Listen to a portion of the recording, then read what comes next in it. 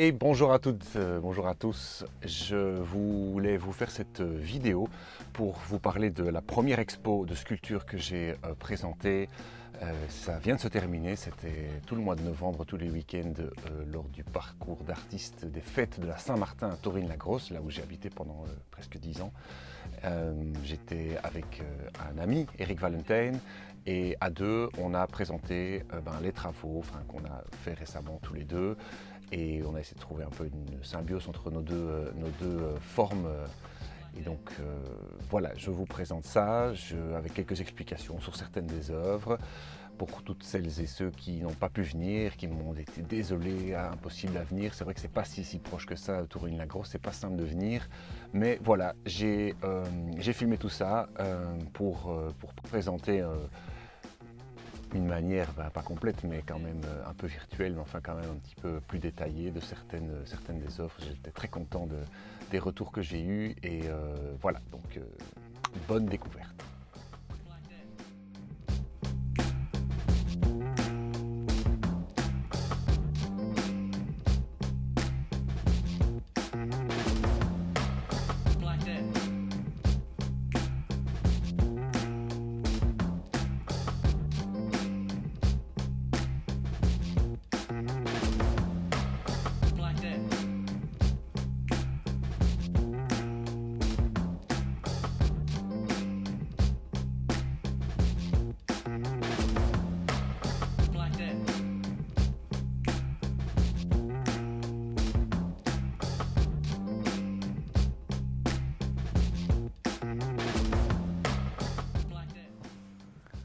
Alors, cette œuvre-ci, eh bien, elle a été faite à l'Académie. Le thème, c'était le plastique. Et donc, comme vous pouvez le voir, il y a tous des jouets que j'ai été récupérés au Petit Rien et qui donc sont collés. Il y a même ici un truc à moi. Ça, c'est un petit truc de Star Wars. Je ne sais pas si on arrive à le voir de ma collection. Voilà, le Speed Biker de l'Empire contre-attaque.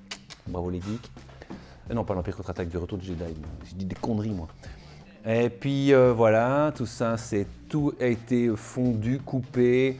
Je suis parti d'une boule en plastique noir et puis tous les jouets, je les ai rajoutés au-dessus en les collant, les faisant fondre et puis en les peignant en noir également. Et alors, une fois que j'avais cette planète, en fait j'avais cette planète dès le départ. Après, il restait une jambe et j'ai essayé de la faire tenir sur une jambe avec, alors je ne vous explique pas la technique, mais globalement, ça donne une idée qu'il y a peut-être un peu une planète debout, voilà, comme ça. Et pour l'expo, comme je suis avec Eric Valentine, c'est la première œuvre qui a matché clairement avec un de ces tableaux à lui, que d'ailleurs on voit venir dans mon dos. Et on a directement trouvé que les deux allaient super bien ensemble. Et donc voilà, je les mets ici en image, comme ça vous le voyez. On les a mis même comme si l'œuvre se regarde. Elle s'appelle Miss Capitalisme. Et donc les deux sont en vis-à-vis.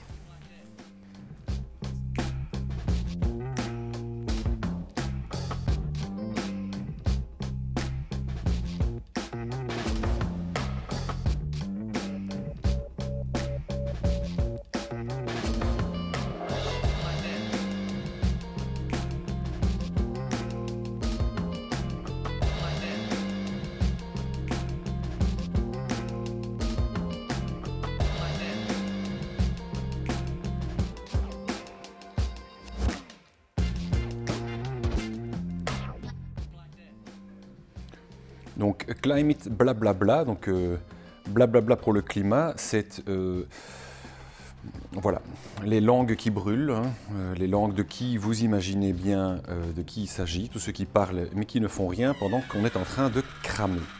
Alors il faut savoir quand même que c'est pas du tout dans le sens de l'idée du titre vers la forme que je suis parti, mais exactement l'inverse. C'est parti d'une forme répétée qu'on m'a demandé de faire à l'académie, plusieurs fois le même sujet. Donc ici c'était les langues.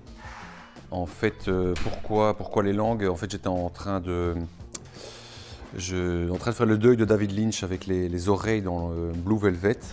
et j'ai voulu, voilà, c'était juste après, et je voulais faire un truc un peu glauque comme David Lynch. Et donc j'ai pas fait des oreilles, mais des langues. Ces langues, je les ai ensuite cuites.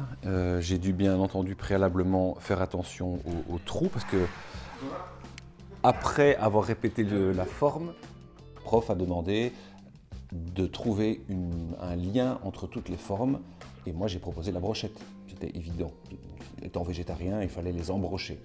Donc j'ai dû percer et bien prendre soin de suffisamment percer, parce que la cuisson a des effets sur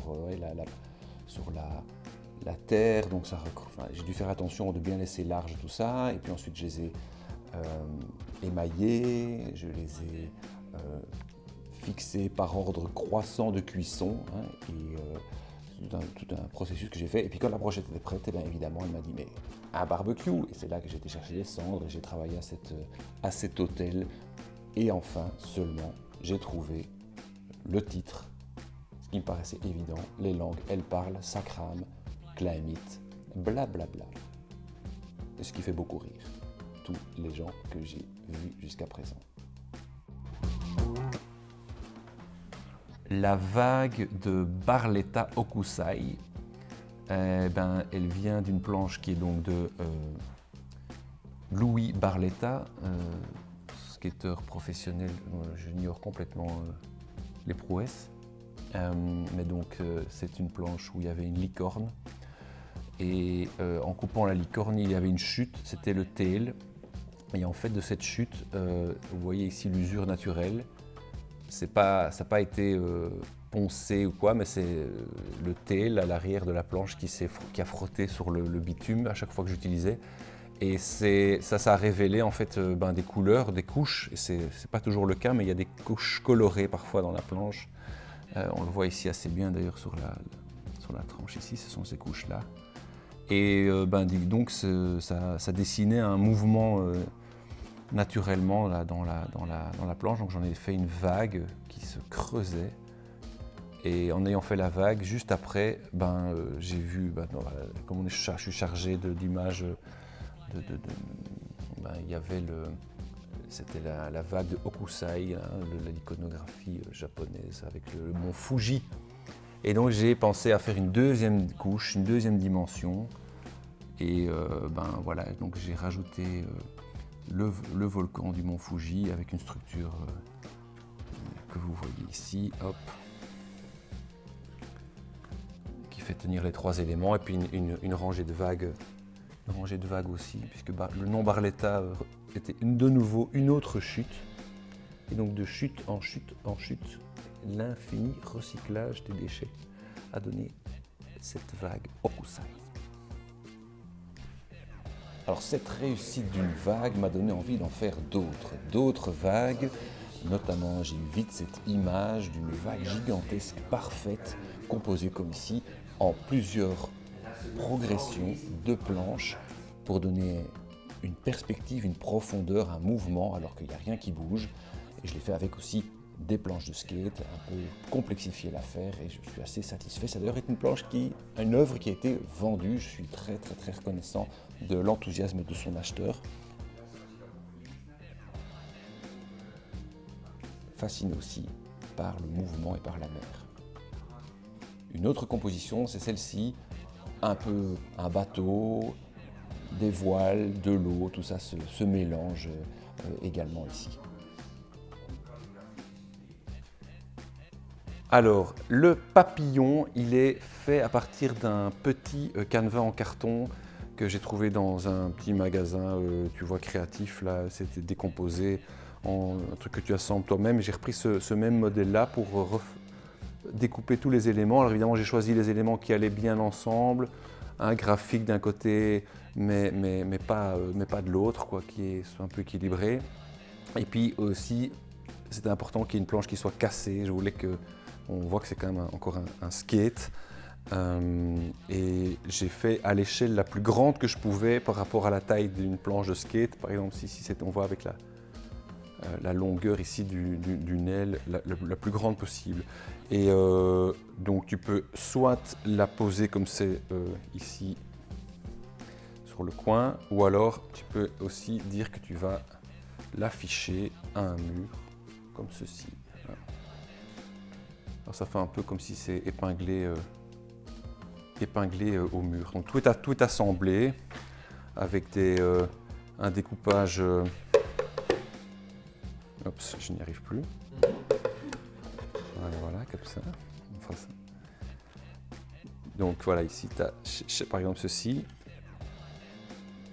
C'est un assemblage, donc chaque partie, tu peux vraiment la désemboîter. Il n'y a pas de colle, tout est emboîté comme le carton du kit de base.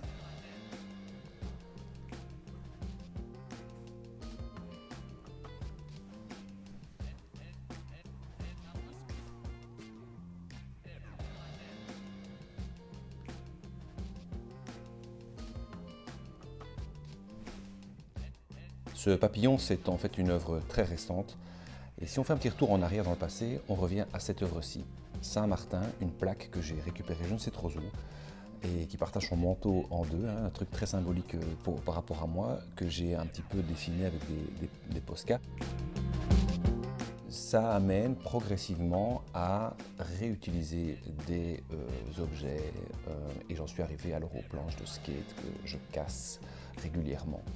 Cette planche-ci, par exemple, c'est une planche que j'ai donc redécoupée en commençant un peu simplement, si je peux dire, par découper juste le graphique et essayer de le recolorier. C'est une volonté de retrouver une forme après la destruction infligée par l'usage du skate.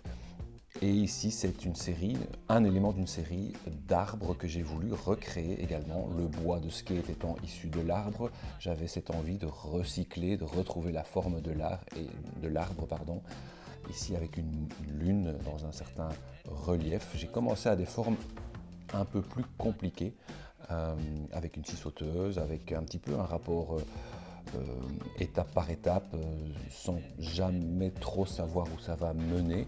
D'abord l'arbre, puis des racines, et puis cette lune, cette pleine lune qui vient aussi d'une planche, elle, qui est récupérée avec un petit morceau.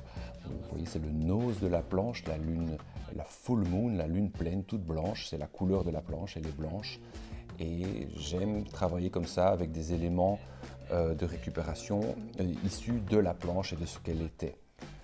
Ici, c'est un travail que j'ai réalisé à l'académie. C'est un travail en papier mâché et en branche d'arbre. C'est un simple devoir à l'académie à Leuven, un simple devoir où je laisse aller un petit peu aussi ces délires de science-fiction, de végétal foisonnant, l'invasion des monstres végétaux. Évidemment, il y en a qui voient aussi du Stranger Things. Stranger Things est lui-même fort inspiré des démons et des monstres, des jeux de rôle et des univers des années 80, dans lesquels j'ai effectivement grandi aussi, donc un peu les mêmes sources.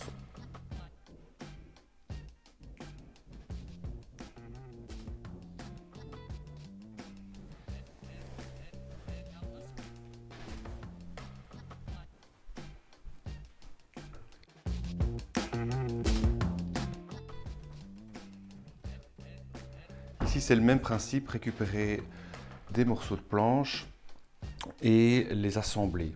Essayer de voir comment je m'étais basé sur un modèle de ces têtes de cerf que l'on voit évidemment dans les tableaux de chasse, mais aussi qu'on a vu maintenant en tissu ou dans des couleurs. Et donc j'ai voulu reproduire cette structure d'assemblage avec des morceaux de planche cassés.